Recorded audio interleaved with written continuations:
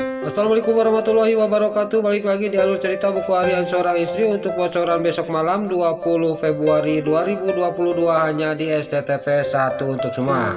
Di episode selanjutnya terlihat di sini anak buahnya si Tony, dia yang lagi video callan sama si Bro Koko Kroni yang dia punya tugas baru. Di sini juga dia tidak sadar bahwa di sisi lain ada yang memperhatikan, yaitu si Nurus Tunjung si Priska.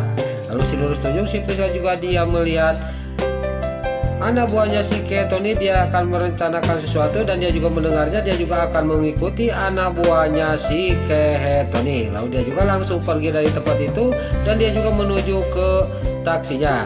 Lalu singkat cerita di sisi lain di sini Pak Fajar yang sudah mengasihkan uang 2 miliar untuk membebaskan Cornelia, tapi di sini malah dia dikeroyok sama anak buahnya. Lalu Pak Fajar juga di sini bisa dikalahkan oleh anak buahnya si Tony. Terlihat Pak Fajar juga sudah dia terkapar pingsan, dia juga langsung dibawa dari tempat itu dan si Nurus Tunjung si Priska juga dia juga mengikuti kemana si Tony membawa Pak Fajar. Dia juga langsung pergi dan di sini dia juga langsung mengikuti mobilnya si Tony. Lalu singkat cerita di sini si Tony juga dia sampailah ke tempat yang sudah dikasih oleh si Bro Koko Kroni. Dia juga langsung mengasihkan uang di koper itu yang 2 miliar dari Pak Fajar kepada si Bro Koko Kroni. Di sini juga si Bro Koko Kroni juga sudah menerima uang itu, dia juga mengusir si Tony. Dia tidak sadar, dia juga langsung membuka penyamarannya dan dia juga membuka topeng. Dia tidak sadar bahwa di sisi lain ada yang memperhatikannya. Terlihat si Nurus Tunjung si Priska yang melihatin dari tadi, dia juga sangat kaget melihat hal ini. Benar-benar si Bro Koko Kroni memang licik. Saya akan membalas dendam kepada si Bro Koko Kroni, kata batinnya si Nurus Tunjung si Priska. Lalu si Priska juga dia pergi dari tempat itu. Lalu untuk episode selanjutnya terlihat si Bro Koko Kroni juga dia sangat kaget. Dia melihat ada orang yang memakai topeng dan dia juga memakai jas hitam seperti dia waktu menyamar. Di sini dia juga ngomong siapa dia, kata si Bro Koko Kroni sambil dia melihatin dari mobilnya. Terlihat yang memakai topeng dan pakai jas juga lagi menggendong Junior. Dia juga melihat kepada si Bro Koko Kroni. Lalu di sisi lain terlihat Nana yang dia mau pergi dari penyerkapannya, tiba-tiba Dewa datang. Dewa juga sangat kaget dan di sini Nana juga sangat kaget dan senang karena suaminya sudah bebas dari ikatan talinya. Lalu gak lama kemudian di sini juga Dewa juga langsung memeluk Nana dengan penuh kasih sayang. Lalu di sini Dewa juga dia ngomong kepada Nana, kita harus cepat-cepat keluar dari sini, nah, kata Dewa sambil memeluk Nana. Singkat cerita di sini Nana sama Dewa juga dia keluar dari tempat itu.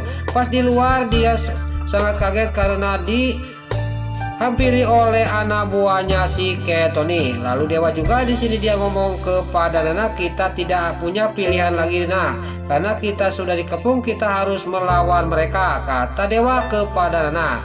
Nana juga udah bisa berkelahi, dia juga ngomong kepada Dewa, iya mas, kata Nana kepada Dewa. Singkat cerita di sini perkelahian juga terjadi antara Dewa Nana melawan anak buahnya si Tony.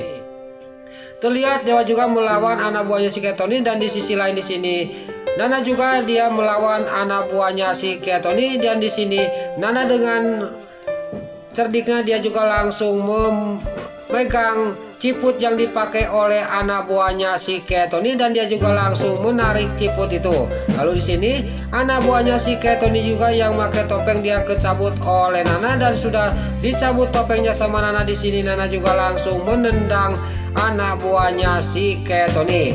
Terlihat anak buahnya si Tony juga sangat kaget karena dia sudah terbongkar penyamarannya. Lalu Nana juga menghajar lagi dan menendang lagi anak buahnya si Tony. Lalu di sini Nana juga dan Dewa juga bisa mengalahkan anak buahnya si Tony. Pas dia mau pergi di sini Nana juga ngomong kepada Dewa, kita harus pergi lagi ke dalam mas, kita harus selamatin Lia, kata Nana kepada Dewa. Nana sudah ngomong gitu, Dewa juga sangat kaget. Dia juga ngomong kepada Nana, apa Lia diserkap juga, kata Dewa kepada Nana. Iya mas, kata Nana kepada Dewa. Lalu Dewa sama Nana juga dia akan menyelamatkan Cornelia. Lalu terlihat di sisi lain di rumahnya Pak Kardi, di sini dia sambil memandang lukisannya, yaitu lukisan dapat dia, yaitu lukisan Budiana.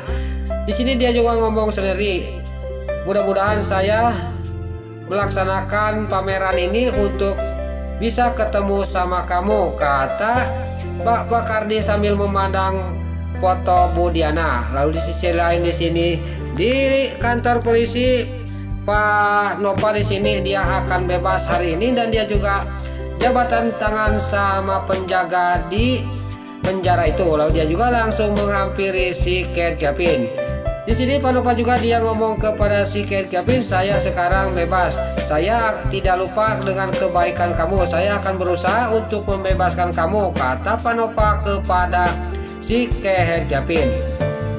Tapi di sini si Ken Kevin dia ngomong kepada Pak Nova, saya tidak akan bebas karena saya itu dijatuhkan hukuman seumur hidup. Saya pasti akan membusuk di tempat ini, kata si Ken Kevin kepada Pak Nova. Lalu Pak Nova juga dia ngomong lagi kepada si Ken Kevin, saya akan berusaha, kata Pak Nova kepada si Ken Kevin. Singkat cerita di sini si Ken Kevin juga dia dipanggil oleh penjaga untuk dimasukkan lagi ke tahanan.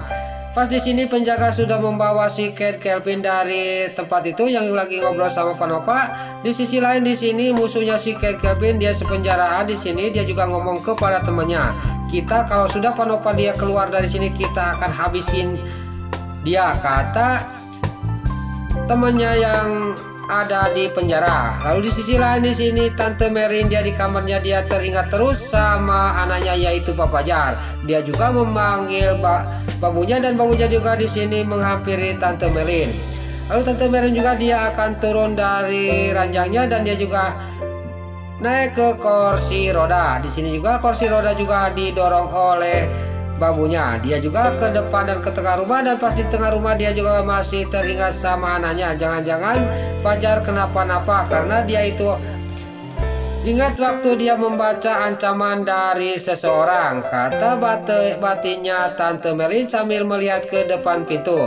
Lalu di sisi lain terlihat Pak Fajar juga dia yang sudah dibuang oleh anak buahnya si Tony. Dia juga masih belum sadar, masih terkapar pingsan di pinggir jalan.